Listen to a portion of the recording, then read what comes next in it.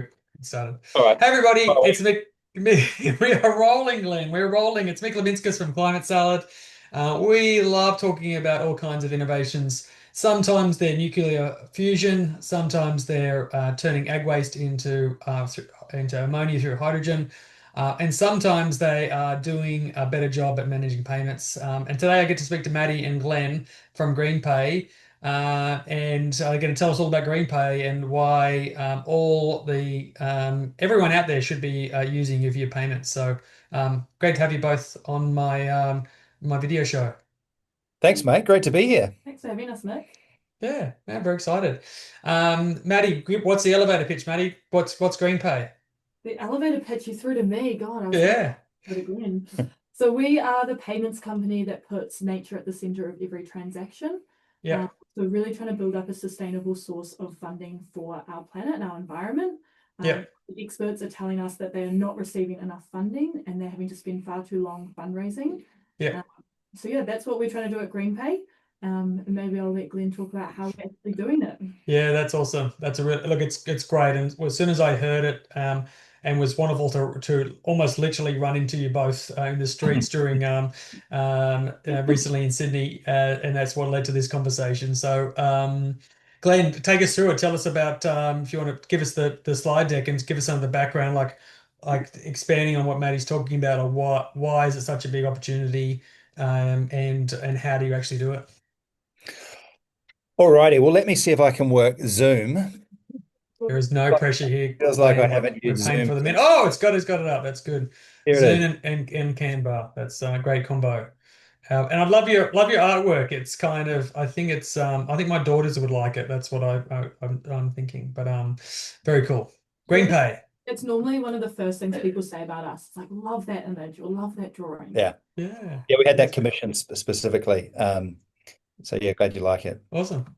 So look, GreenPay, look, it kind of does what it says on the tin here, world-class payment and a world-saving mission. So what led us to this is really facts like the ones that you see here on screen. And Climate Salad's obviously really focused on that middle stat there around where we're heading from a climate change perspective.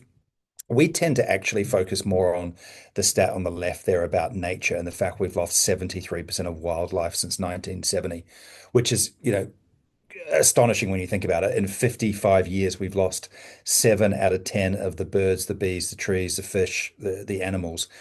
It's astonishing. And whilst, believe it or not, today, when you go out there and you start talking to the public, people still can either believe or not believe in climate change. Um, it tends to be that when you talk about the fact that koalas are going to be extinct in the wild in Australia within 20 years, and we're losing this kind of extent of the wildlife populations, people don't really have an argument around that. Nobody thinks that's good. Nobody thinks it's good that we're swimming in toxic pollution with more plastic than potentially fish, and microplastics that we're drinking every time we go for a dip. Nobody can argue about that. So that's really where we've focused. And as Maddie said, our mission's simple: put nature at the center of every transaction. And so when you look at the scale of the issue we face in our natural world, um, we needed, when we started thinking about how can we do something about this, which, and started to think about and conceptualize GreenPay, we were looking for a way of doing it that connected nature and commerce, and that could do it at the kind of scale that's required. So, the our friends at the Biodiversity Council in Australia, which is 70 odd of Australia's leading biodiversity experts, tell us we need about $4 billion in Australia annually in order to protect the wild places that we really need to protect. And if we could get that level of funding, we've actually got half a chance at protecting them for future generations. At the moment, the groups involved are getting about 10% of that funding. And so that's a big gap to close. The government doesn't seem to be particularly keen on closing it. So you come down to groups trying to fundraise. In Australia, every year, about $4 or $5 trillion goes through the payment rails in some shape or form. And the profits from that mostly end up back at the four big banks that we all know, many of whom then go and reinvest it in fossil fuel-based projects that are not particularly helpful. Or it ends up at offshore tech companies in Silicon Valley and the likes of Stripe, etc. Our idea is if we can take those profits and those fees and funnel that back into Australian nature, we can actually create a sustainable source of funding for nature, and we can do it at a time. We can do it at a time when it's needed, more than any time ever. This is the critical decade. Um, and critically, having looked at a bunch of different companies myself from a VC lens over the years, um, the first point for us was it's all very well wanting to make a difference. It's all very well having a bold mission and a noble mission. But if you don't deliver a world-class product and a world-class at a world-class price, you're not going to get very far. So that's really where we start the conversation, is that we can offer that, whether it's in person. Probably not so much for the audience, the climate salad audience in person, but we have terminals. Here's one here, something I prepared earlier, um, or in the online space. We have a solution for any of those environments. Mm. It's world class, and I'll come on and talk to you a little bit more about that.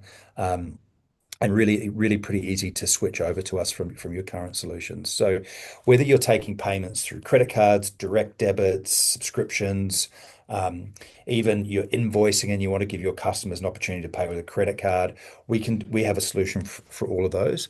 And because of the scale of the technology layer that we've got behind us, we can actually match or beat the price of just about any provider in the market. So you're not having to pay more for it.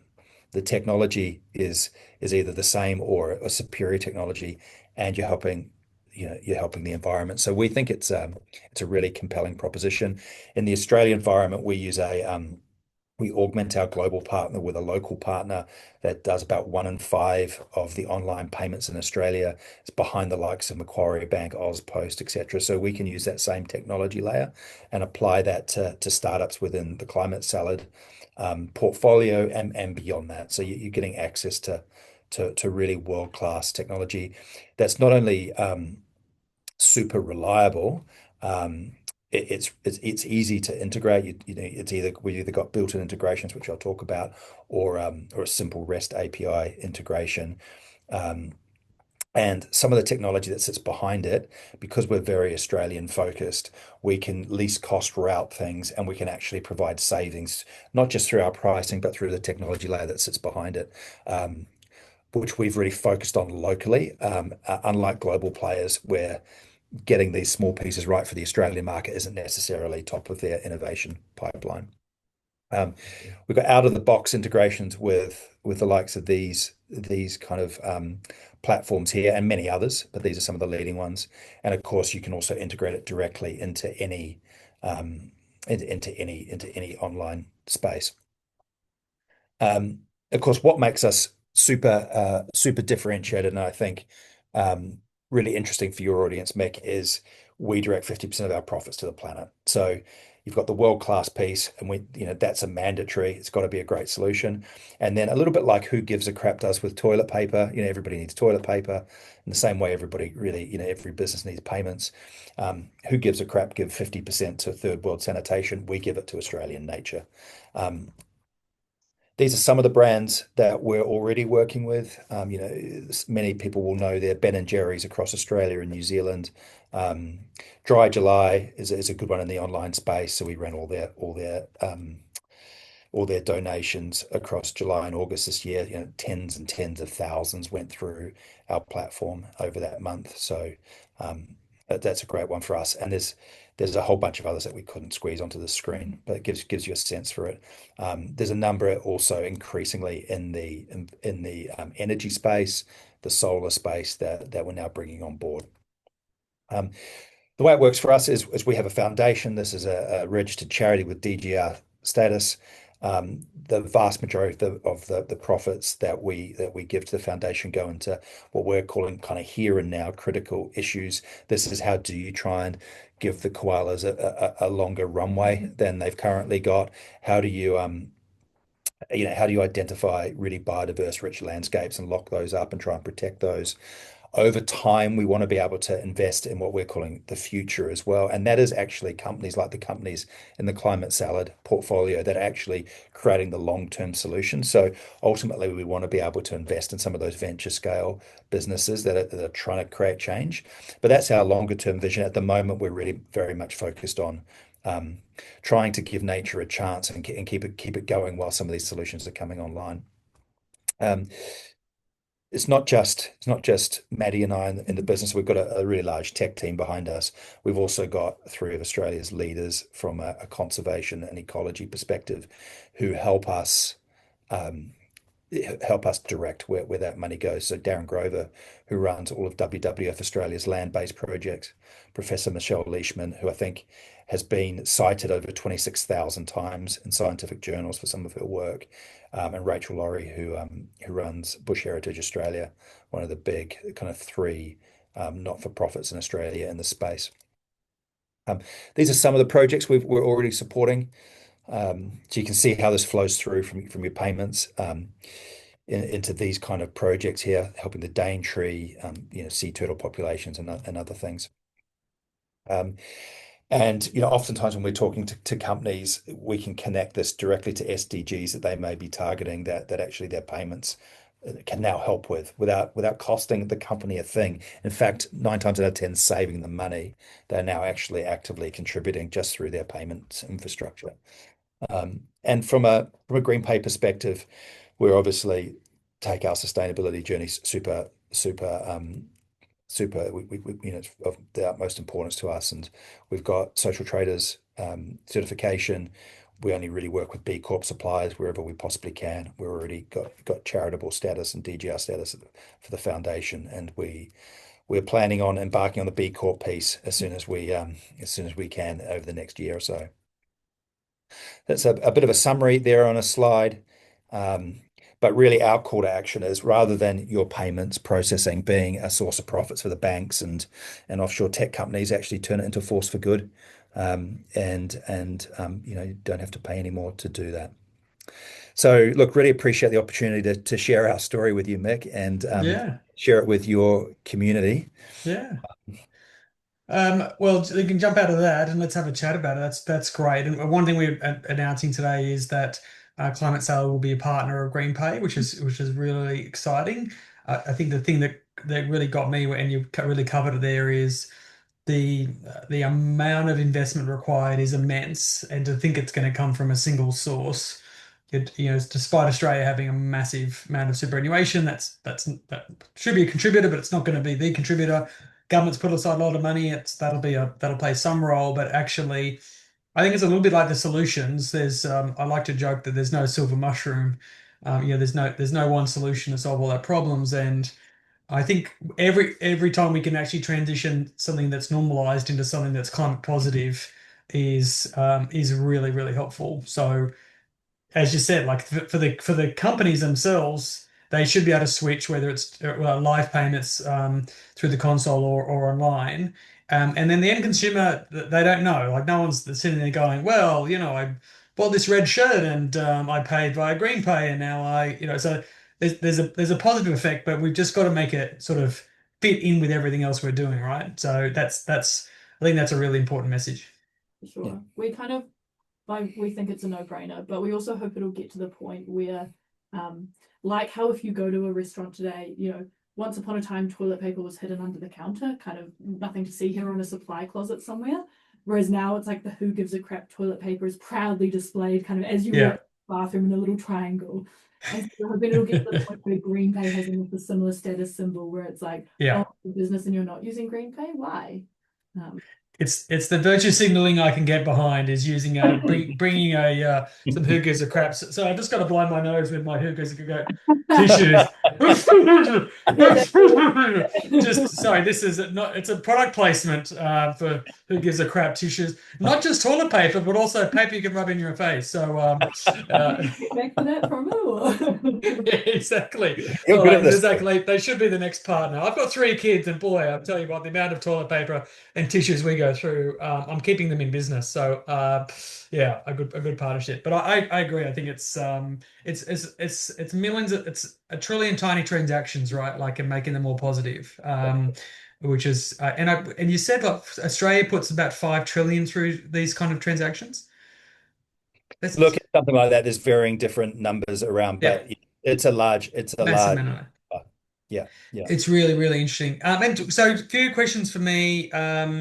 One that I really want to point in as well is that you talked about just straight economic value. You're not like, hey, use our product. It's not particularly very good, and it costs a little bit more, but it's slightly better for the environment. Like, I think that's it's been the topic this year, and I think if we ever thought that the world was going to be able to afford to pay more for average products that were better for the environment, we were kidding ourselves. But yeah, I love that you really hit on that, and that's genuinely key. I think like no one can afford, no one can be like, yeah, like I ran 10 million bucks through this selling Ben and Jerry's. I don't mind paying tons more or having a bad product. So that's critical. It's the one thing I think it's one of the big takeaways for me, having worked in the space for a long time now, is the product's got to be world class. It's got to be at least as good, if not better. The price has got to be at least as good, if not better, and it's got to be easy as well. Like, it's got to be Yeah, easy to adopt. And we think we've managed to tick all three of those boxes. And once you've done that, then you earn the right to start trying to save the world.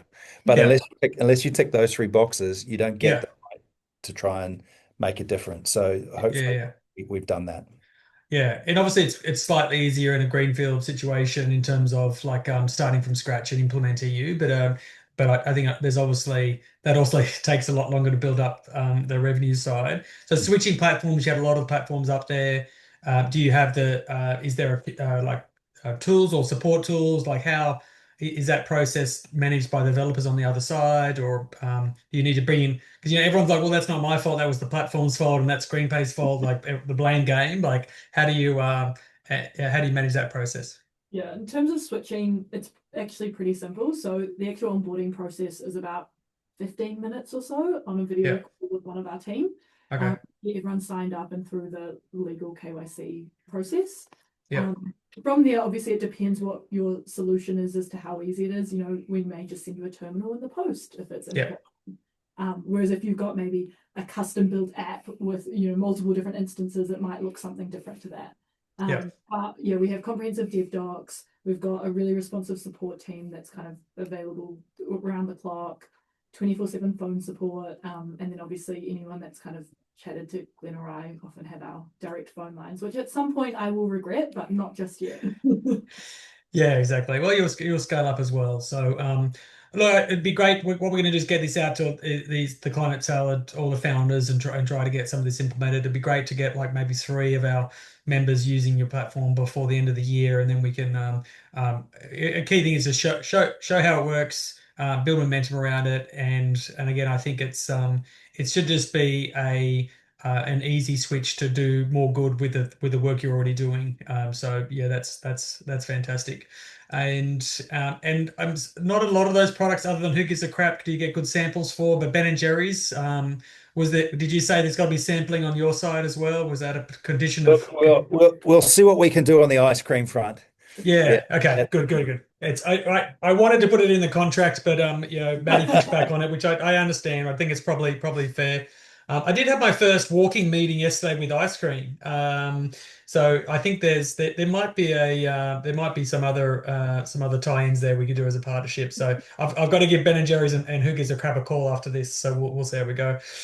Well, team, thank you so much for sharing. It's really exciting to have the progress. It's great to see more products like this in place. And what I'm really looking forward to is seeing how the end impacts of that profit distribution into those nature-based products. We know it's a really, really big problem. There's no, again, silver mushroom answer. We got to attack on all fronts, and this is a great way to do it. So, Maddie and Glenn, thanks so much for sharing. Thanks. Thanks, Mick. Really appreciate it.